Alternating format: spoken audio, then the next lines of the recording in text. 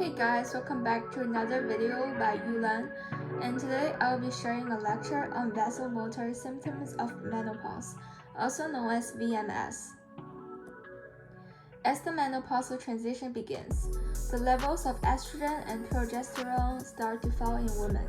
Thus, as the transition progresses, vasomotor symptoms of menopause (VMS) may occur.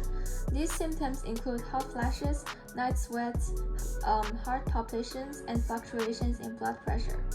The primary explanation for the emergence of these symptoms during menopause is the impact of hormonal fluctuations on the mechanisms governing blood pressure and temperature regulation.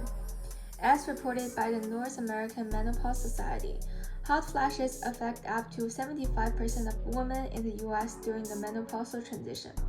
Typically, hot flashes persist for a duration ranging from 6 months to 2 years, although some individuals may experience them for up to a decade. To begin, what are some common symptoms and how did they begin?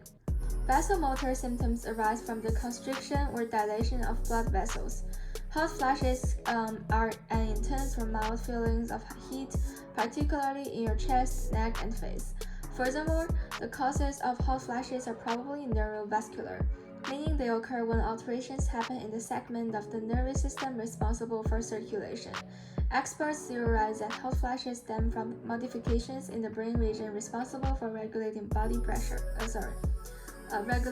temperature. These episodes may be triggered by a sudden decrease in estrogen levels, although the exact function of this hormone remains unclear. While some data suggest that supplemental estrogen can relieve symptoms, researchers haven't confirmed the relationship between hormone levels in circulation and the intensity of symptoms. So now you may ask, who is more susceptible to this condition and what are some risk factors? As mentioned previously, VMS is really common during the menopausal transition, but not everyone experiences it. Other factors that increase the risk of getting it include obesity and smoking. From the study of women's health across the nations, we know that VMS affects racial groups differently. Firstly, white participants on average has VMS for about 6.5 years. In contrast, black women experience the VMS for a longer period, averaging 10 years.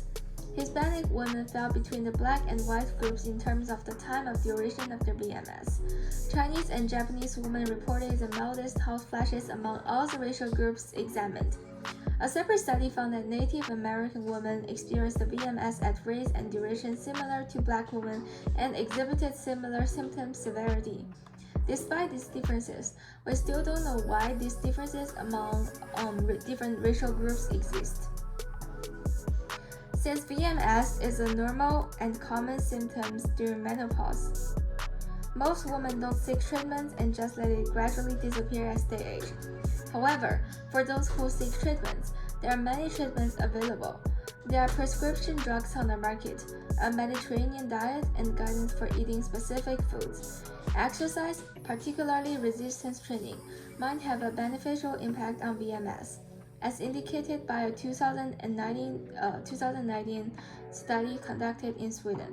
Additionally, it's imperative to emphasize the importance of stopping smoking. However, the effects that these drugs or therapies haven't all been determined and still need more research. These are my references, and thank you for listening. If you find this interesting, please subscribe and stay updated for future lectures. Thank you again for listening.